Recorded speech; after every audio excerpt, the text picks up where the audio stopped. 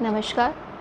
I am Dr. Anjana Tak, Associate Professor and in charge HOD in the Department of Prasuti Tantra Evam Sariro, Uttarakhand Ayurveda University, Dehradun. Today I am going to talk about PCOS. As you all know that PCOS is the most common endocrinopathy in gynecological practice. It was first described in 1935 by Steen and Leventhal. This PCOS is basically a disorder that is characterized by signs and symptoms of androgen excess, ovulatory dysfunction and disruption of HPO axis. If we see its prevalence, globally it varies a lot, ranging from 2% to as high as 26%. And this PCOS, it corresponds to approximately 75% of the cases of anovulatory infertility.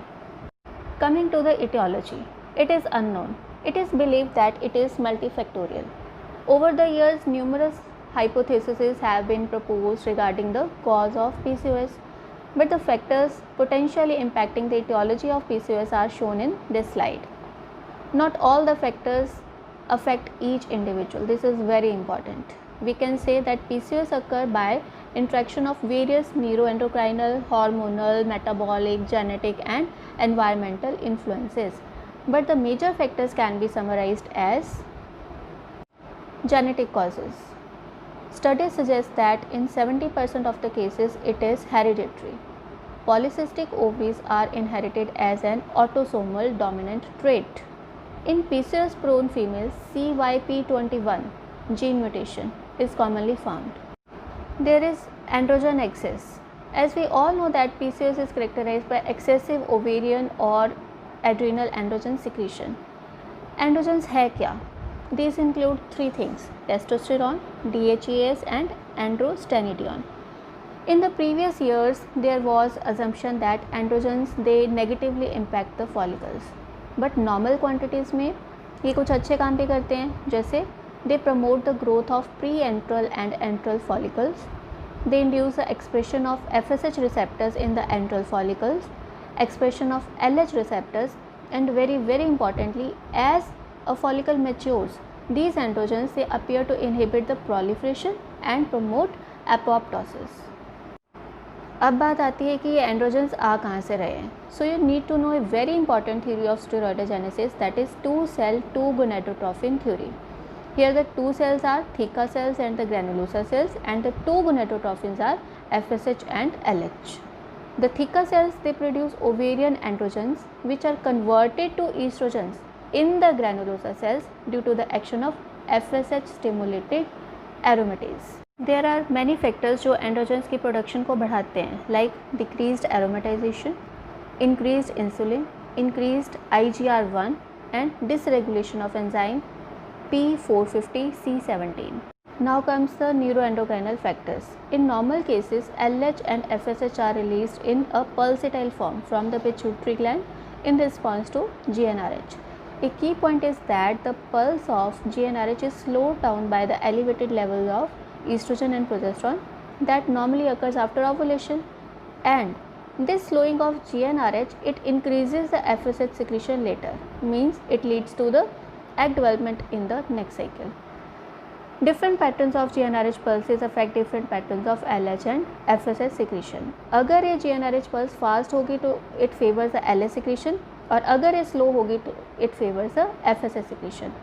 Studies have shown that GnRH secretion in patients with PCOS is relatively fast and it does not slow down very well in response to estrogen and progesterone. So subsequently FSH production is diminished. Hence there is high level of LH secretion that contributes to high level of androgen and low level of FSH that contributes to poor follicular development and hence anovulation. Insulin resistance. Insulin resistance is so common in PCOS that it can be considered as integral part of this syndrome, and currently it is supposed to play the main pathogenic role in the disease. Insulin है क्या? करता क्या है? Insulin is the hormone that is primarily responsible for the glucose hemostasis and lipogenesis. In addition to this effect on carbohydrate, fat and protein metabolism, insulin functions as a mitogenic hormone.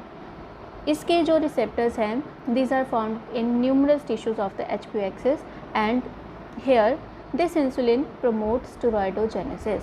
अब होगा क्या कि जैसे ही insulin resistance होगी body और insulin बनाएगी, means compensatory hyperinsulinaemia होगा, जिससे there will be excessive ovarian और adrenal androgen secretion and decreased hepatic sex hormone binding globulin synthesis, जिससे एंड्रोजन जो है वो प्रोटीन से बाउंड नहीं कर पाएंगे, जिसके कारण क्या होगा, there is increased circulating testosterone concentration. This leads to the paradox of insulin signalling in PCOS. जो liver, skeleton muscles and adipose tissue हैं, they exhibit insulin resistance, whereas जो स्टेरॉयड प्रोड्यूसिंग टिश्यूज़ हैं और जो pituitary है, they retain the insulin sensitivity.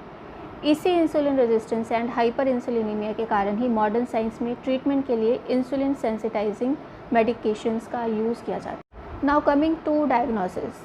सबसे पहले जो क्राइटेरिया हमें मिला that was by the national institute of health in 1990. That includes both hyperandrogenism and oligo ovulation along with exclusion of related disorders, means congenital adrenal hyperplasia, androgen secreting tumors and thyroid dysfunction etc. are to be ruled out. Second one is Rotterdam criteria. It is well accepted for diagnosis of PCOS for adult women. We need any two of these signs for the diagnosis of PCOS. Any combination of these three findings can get you a PCOS diagnosis. This also means we cannot diagnose PCOS on ultrasound findings alone. Having a multiple cyst does not necessarily confirm PCOS. And the third one is according to Androgen Access Society. The patient must have all three of these criteria to get a PCOS diagnosis. This set of criteria differs from the Rotterdam criteria as it requires the presence of excess androgens mandatory for the diagnosis of true PCOS. Now let's see what are the ultrasound findings. A transvaginal scan is preferred over TAS if conditions permit, as clarity is more with TVS. Increased ovarian volume more than 10 cubic centimeter, around 12 peripherally arranged follicles measuring about 2 to 9 mm in diameter are diagnostic. These findings are typically described as ring of pearl effect. In addition to these ultrasound findings, there may be thickened cystic endometrium, or we can say endometrial hyperplasia may also be found. These are the clinical features. Features of hyperandrogenism are hirsutism, acne, male pattern alopecia. There is one very important thing, that this hirsutism should be assessed with a standardized scoring system, Ferriman-Galway score. Acanthosis nigricans. It is a sign characterized by brown to black velvety hyperpigmentation of skin. मिलता कहाँ पे है ये? It is usually found in the body folds such as posterior or lateral folds of the neck, armpits, groin, navel, forehead and many other areas. Menstrual irregularities varies a lot. There may be hypomenorrhea, oligomenorrhea or even menorrhagia may be there in some cases. Infertility very obvious due to anovulation mainly. Mood disturbances and obesity may be there. The prevalence of metabolic syndrome defined as obesity, hypertension, dyslipidemia and hyperglycemia is approximately 3-fold higher in women with PCOS. Now coming to the treatment part. Prior to initiation of the therapeutic interventions, it is essential to determine whether the patient is planning to become pregnant in the near future or not, as this will be a major determinant in the choice of therapy. If the patient does not wish to conceive, what is the main aim of medical therapy? हमें दो main काम करने हैं, interruption of the effect of unopposed estrogen and to make the cyclic bleeding happen. For this, oral contraceptive pills are the most commonly used medications for the long-term treatment of women with PCOS and have been recommended as first-line treatment for hyperandrogenism and menstrual cycle irregularities. If we see the mode of actions, there are mainly three effects. Number one, it suppresses the HPA excess. Number two, it decreases the LH secretion. And the third one is it increases the sex hormone binding globulin. Means more and more testosterone is now bound, which results in decrease in the free testosterone. As we know that oral contraceptive pills contain both estrogen and progesterone, But in case of PCOS, oral contraceptive pills containing progesterone, which is anti-androgenic, which is having anti-androgenic properties, these are preferred, like cyproterone acetate. This in fact, this cyproterone acetate is the first anti-androgen to be introduced for medical use. When given in the dose of 100 mg per day, it results in up to 75% decrease in circulatory testosterone levels. Clomiphene citrate.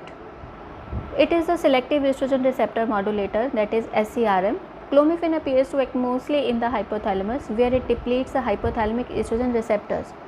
It blocks the negative feedback effect of circulating estrogen, which in turn results in an increase of GnRH pulse frequency. इससे क्या होगा कि जो circulating concentrations of FSH and LH will increase, resulting in ovulation. But there are some side effects. The common one are ovarian enlargement, though it is reversible, ovarian hyperstimulation syndrome, and multiple ovulation. The next drug is letrozole. It is an aromatase inhibitor which is used in a dose of 2.5 to 5 mg per day for 5 days as an alternative to induce ovulation in the patients who have failed to respond to clomiphene citrate. The proposed benefits over clomiphene include a shorter lifespan than clomiphene, therefore fewer vasomotor and mood symptoms, more favorable effect on endometrium is here, the potentially higher implantation rates are there, and lower multiple pregnancy rates are there due to monofollicular ovulation. Metformin, as we know that it falls in the category of biguanide and is an oral anti-diabetic drug. Metformin has three main actions: decreased hepatic glucose production, decreased intestinal absorption of glucose, and improves insulin sensitivity by increasing the peripheral glucose uptake and utilization. All these actions, they improve insulin resistance. The dose is usually 1000 to 2000 mg per day, given in divided doses. Now the question arises, why metformin is preferred to be used in PCOS, why not any other hypoglycemic agent? Several effects has been reported, like restoration of ovulation is there is reduction of weight, reduction of circulating androgen levels, and there is less risk of gestational diabetes mellitus. And most importantly, unlike sulfonylureas, metformin does not produce hypoglycemia in either patients with type 2 diabetes mellitus or normal subjects. Other important things that you need to know about metformin are, it is safe in pregnancy. The side effects are lactic acidosis, vitamin B12 deficiency, and peripheral neuropathy. Spironolactone. As we all know that it is a potassium sparing diuretic. Along with this, it has the ability to bind to the androgen receptors in hair follicles and act as antagonist. It directly inhibits the 5-alpha reductase activity. Yes, this is an enzyme that converts the testosterone to the more potent androgen, that is DHEA. And by giving this हम क्या कर रहे हैं कि ज़्यादा potent androgen बनने से रोक रहे हैं. Special point to be noted is कि the dose is to be titrated to avoid the side effect such as orthostatic hypotension. Secondly, as it can cause and exaggerate hyperkalemia, it should be used with caution in cases of renal impairment. Inositol is used in some cases as it is an insulin sensitizing agent. Flutamide may be used, but the risk of teratogenicity is significant. Now coming to the topical application, eflornithine hydrochloride cream. It is used to treat facial hirsutism. Many brands are available like eFlora cream, Hinder, Ellen, eFlobact, etc. But at least it needs 6 to 8 weeks of use for apparently visible effect. Mechanical hair removal techniques like shaving, plucking, waxing, epilators, and laser hair reduction offers good cosmetic relief. It must be emphasized that laser is effective only after anti-androgen therapy has been initiated for at least 2 to 3 months prior. Chances of relapse are obviously there. In the last surgical interventions, previously PCOS has been treated by wedge resection. A segment of ovaries was cut out and the ovaries were repaired. This was quite successful, but there was a high risk of adhesions. but nowadays electrocautery or laser is used to destroy the parts of the ovaries. This surgery is not commonly used though. Now we will take a look at what Ayurveda have to say about it. We will peep into the text and see what we get. In Ayurveda, PCOS is not mentioned under a separate heading, but according to the Lakshanas, that is the signs and symptoms, and Samprapti, we can find the conditions which are relatively nearer to this disease. First one is Pushpagni Jatharni, which is described by Acharya Kashyap. It seems to be very near to PCOS. According to him, the women suffering from Pushpagni Jatharni will menstruate in time, but it is useless. Vritha Pushpam means वो पुष्प जो व्यर्थ हो गया हो, fruitless. This depicts the anovulatory cycles. And Sthula Lomash Gandasht, that means she will have corpulent and hairy cheek, that is, these features are indicative of obesity and hirsutism. PCOS in Ayurveda can also be portrayed under various headings like Bandhya Yoni-Vyapat. Sushruta has mentioned amenorrhea or oligomenorrhea as a symptom of sterility. Harith elaborates 6 types of Bandhya Yoni, and while doing so, he mentioned Anapatya Bandhya as one of them, where Dhatukshay is the etiological factor of Nashtartav. This Anapatya Yoni-Vyapat can be fairly compared with PCOS due to the similar features of anovulation and absence, or we can say the irregularity of menstruation, thereby resulting in infertility. Next one is Lohitksha Yoni-Vyapat. Vagbhat described that due to vitiation of Vata and Pitta, the amount of menstrual blood is decreased and the woman suffers from burning sensation, emaciation and discoloration. Nashtartav. According to Sushruta, the doshas can obstruct the srotas regulating menstruation and thereby cause arrest of the menstrual flow. Ashtartav Dushti. As we all know that Artav can be vitiated by doshas, resulting in 8 types of Artav Dushti. This Dushti leads to Abijta, which can be correlated to anovulatory menstruation, a feature of PCOS. Especially there is a condition in which Raj is vitiated by Vata and Pitta, resulting in its Kshinta, or we can say the Kshin Artav Dushti, means oligomenorrhea. Kashyap संहिता के खिल स्थान में अति उष्ण अन्नपान के कारण होने वाले बीज विकार का वर्णन मिलता है. बीज here we can say is ovum and its vikar means ovulatory defects. Now coming to the Samprapti, these are the Samprapti ghataks. Dosh, Kaf Pradhan Tridosh, Dushya is Ras, Rakt and Med. Srotas involved is Artava Srotas and Medova Srotas, and Sroto Dushti Prakar is Sang.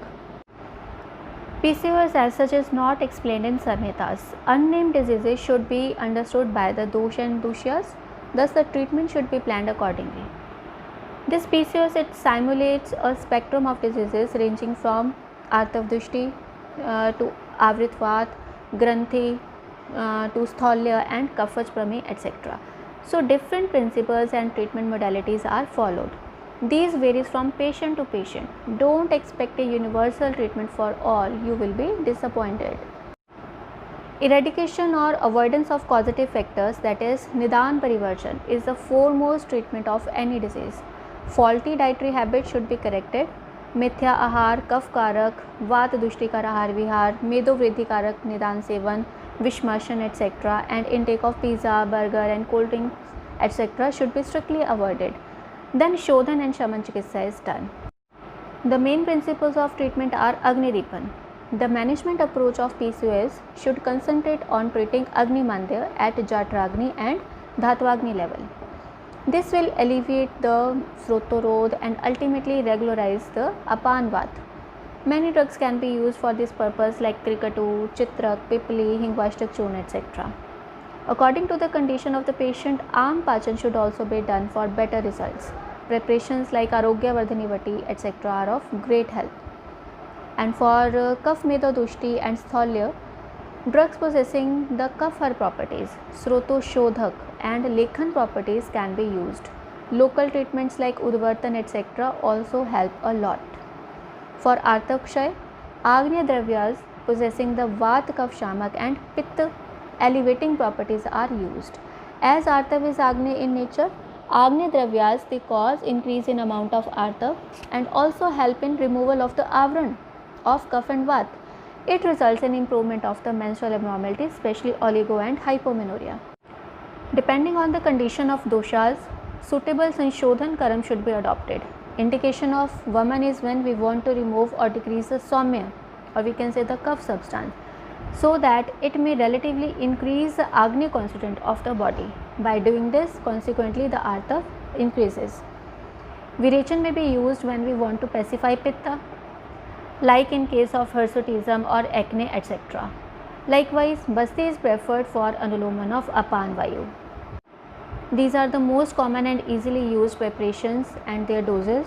Erandamuladi Shodhan Basti can be used for Uttar Basti. Here are some formulations like Falghrit, Kasi Sadi Tel, Bala Tel, Sehchar Tel, Mahanarayan Tel. Lekhan Basti is very important. Here are some of the contents of Lekhan Basti. We may compose it according to different conditions. Like we can use Trifla Kshai, Kulat Kshai, Hinguvachadi Kalk, Yavanyadi Kalk, Madhu, Sandhav Lavan and Yavakshar etc. for Lekhan Basti. Bahir Parimarjan Chikitsa like Udvartan, Avghat Swed etc. can be done as per need. Shirodhara, Nasya and Shiropichu are particularly useful to normalize the HPO imbalance. These procedures act on the heart centers like hypothalamus and pituitary, thereby help to treat, or we can say the main culprit LH and FSH secretion. For Sanshaman Chikitsa, a range of preparations are there. Preparations like Raja Parvartani Vati, Nasht Pushpantak Ras, Kuberaksh Vati, they have Agnya, Srotavrodhar and Lekhan properties.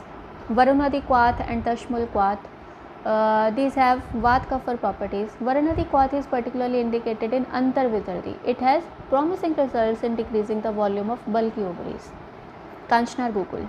It is extremely beneficial due to its Ruksha gun predominance and Lekhan action. Kanchnar acts as Granthi Nashan due to its Prabhav too. Shardharan Churn is used for Vatanuloman. Haridra Khand is Lekhan. Falghrit is used for induction of ovulation also. Hence, these preparations can be used as per the need. Vihar. Dincharya and Ritucharya should be followed properly. Yogasan like Anulom Vilom, Kapal Bhati, Mandukasan, Surya Namaskar, Bhujangasan, Paschimottanasana, Matsyasana etc. are very helpful. These are beneficial for weight reduction as well as these enhance the tissue sensitivity to insulin. Means ये insulin resistance के case में भी अच्छा काम करते हैं. व्यायाम. Just half to 1 hour of exercise at least 5 days in a week is sufficient for women suffering from PCOS. अगर हम एक्सरसाइज से जो पेशेंट है उसका जो वेट है 5 to 10% रिड्यूस करते हैं तो इससे नॉर्मल स्टेरॉइडोजेनेसिस जो है वो नॉर्मली स्टार्ट होने के अच्छे चांसेस होते हैं.